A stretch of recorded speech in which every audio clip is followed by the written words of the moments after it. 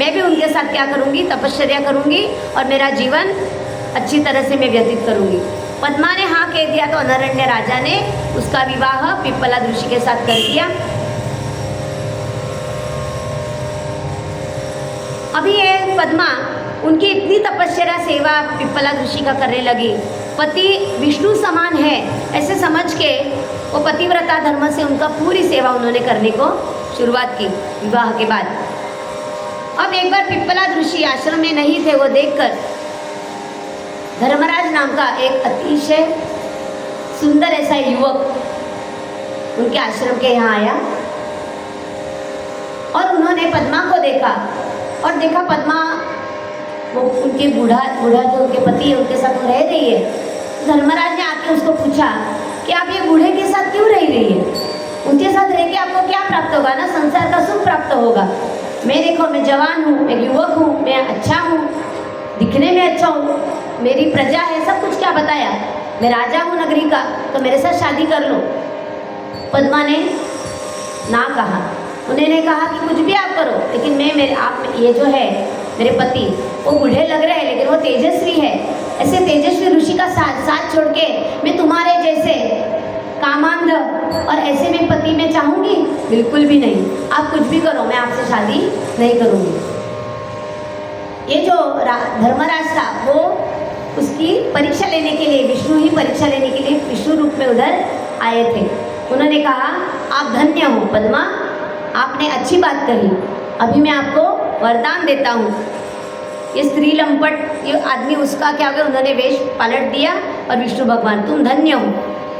ये सब कह के नारद ने मैना को समझाया, कथा बता के समझाया कि ऐसा भी हो चुका है, पहली बात नहीं है। और ये तो वो पिप्पला तो तेजस्वी ऋषि ही थे, लेकिन ये तो साक्षात शिवा भगवान है। यानी जो ऋषि उनका स्मरण करते हैं, सब लोग उनका स्मरण करते हैं, वो साक्षात आपकी बेटी का हाथ मांगने आए हो, आप क्या ना कह रहे हैं, आप गलत कर रहे हैं। तो मैना ने हाँ ना बोल के उन्होंने उनको, और वो अगर चाहे तो अनेक रूपों ले सकते हैं। तो उन्होंने बोला तो फिर उनको कहो ना कि ये रूप छोड़ दे और अच्छा रूप धारण करे।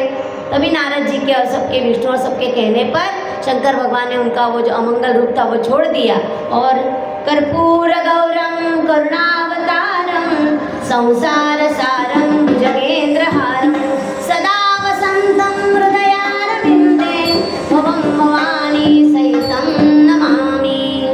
वो रूप छोड़ दिया और सुंदर एकदम रूप धारण किए जैसे विष्णु का रूप, क्योंकि बाराती आ रहे थे, विष्णु आ रहे थे, ये आ रहे थे, वो रहे थे, और मैना देख रही थी इसमें से मेरा जमाई कौन सा है। जब उन्होंने ये रूप में उनको देखा तो मैना खुश हुई और हिमालय और मैना ने कन्यादान किया। वो शादी का पूरा वर्णन इसमें दिया है, कितने सारे लोग आए, कैसी पंक्तियाँ खाना, भोजन क्या क्या था, उन्होंने क्या क्या दी, उन्होंने जमाई को क्या क्या बोलते हैं ना, हमारे मराठी में बोलते हुंडा, तो क्या क्या दिया, जमाई को क्या क्या वस्तुएं भेंट दी, ऐसा पूरा वर्णन है। अभी इसके बाद तारकासुर को मारने के लिए ही इनका विवाह हुआ था। अभी दोनों ने सबको, सब ऋषि मुनि सब कैलाश पर्वत पे चले गए और सब लोग थोड़े दिन वहाँ पे रह के सब देवतागण अपने अपने लोग चले गए। अब ये दोनों पति पत्नी विहार के लिए निकले। अभी उनका गृहस्थाश्रम शुरू हुआ है, वहाँ पतिव्रता धर्म क्या होना चाहिए ये भी सब बताया। पार्वती ने कैसे पतिव्रता धर्म से गृहस्थाश्रम किया और उनके साथ खुशी खुशी से विहार कर रही थी। एक बार क्या हो गया, सुबह वक्त में जब सब सोए थे, पत्नी भी गौरी अंदर थी और शंकर भगवान के दरवाजे पे कैलाश पे सभी देवतागण आ गए और उन्होंने कहा, जोर जोर से उनकी स्तुति की और उनको जबरदस्ती बाहर बुलाया शिव भगवान को और बोला आप क्या कर रहे हैं, यहाँ तारकासुर उच्चा देने उत्पात मचा रहा है, सबको पीड़ा दे रहा है और उसके लिए तो आपका विवाह हो गया, आप भूल तो नहीं गए, याद दिलाए आप भूल तो नहीं गए, नहीं तो गौरी के साथ शादी करके आप भूल गए। तो बोले नहीं मैं भूला नहीं हूँ। तो उन्होंने क्या किया, अपने मस्तक से वीर्य निर्माण किया और वो वीर्य क्या किया, धरती पर गिरा दिया और ऋषि मुनि को कहा कि अगर हो सके तो वीर्य को आप क्या करो, निगल लो। देवताएं तो बहुत चतुर होती है, उन्होंने अग्नि को उस्काया, अग्नि को कहा कि अरे हम क्या, तू तो इतना तेजस्वी है तो शंकर भगवान का वीर्य तू ही ग्रहण कर सकता है। तो अग्नि ने क्या किया, कपोत पक्षी बन के जैसे वो वीर्य गिर रहा था, झट से जाके वो वीर्य अपने गले में धारण कर लिया। जैसे वीर्य धारण करी किया तो उनका दाह होने लगे, क्योंकि उतना वो तेजव प्राय। अभी शंकर भगवान का वीर्य तो कैसा होगा, एकदम तेजव प्राय था।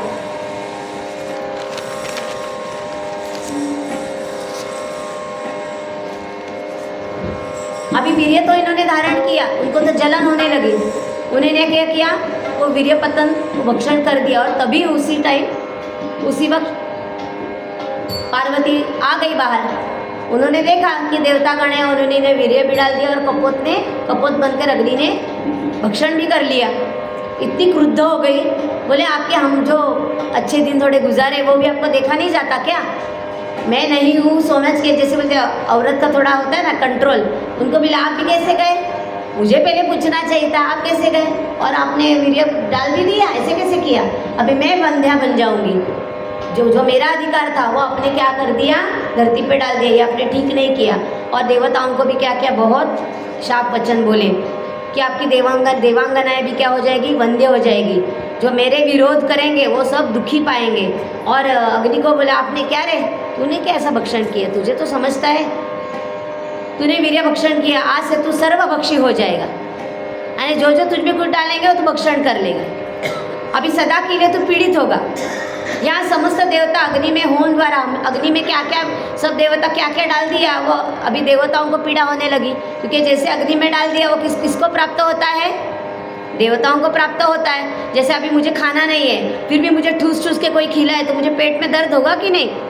तो वैसे ही अग्नि में डाला वो किसको प्राप्त होता है, देवताओं को प्राप्त होता है। अभी कुछ भी अग्नि क्या कर रहा था, अभी अग्नि एक बार भड़क गया तो हर चीज़ क्या करने लगा, वो भक्षण करने लगा। इसका मतलब ये पार्वती का शाप देने से पहले अग्नि थोड़ा संभल के हो, किसी को भी भक्षण नहीं करता होगा, लेकिन इसके शाप के वजह से जो दिखा, जहाँ दिखा, अच्छा बुरा सब वो भक्षण करने लगा। और जैसे भक्षण करने लगा तो देवताओं के पेट में बहुत पीड़ा होने लगी।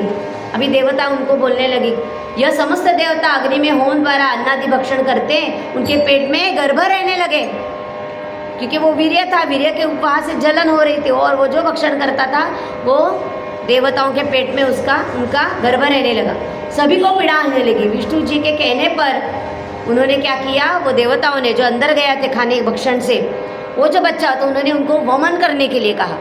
जैसे उन्होंने वमन किया, वीर्य को देवता ने बाहर निकाला, तो वीर्य को किसी की, उन्होंने बोला वो सिर्फ निकाल के ऐसे छोड़ना मत, किसी स्त्री के योनि में उसको क्या कर दो, आप उसको बाहर निकाल के किसी योनि में स्थिर कर दो, तो तुम्हारा शरीर नहीं जलेगा। अभी वहाँ नारद जी आए, नारद जी को सबने पूछा क्या करना है। नारद जी बोले माघ मास में जो प्रयाग के गंगा किनारे प्रयागराज में वहाँ जो स्नान करने के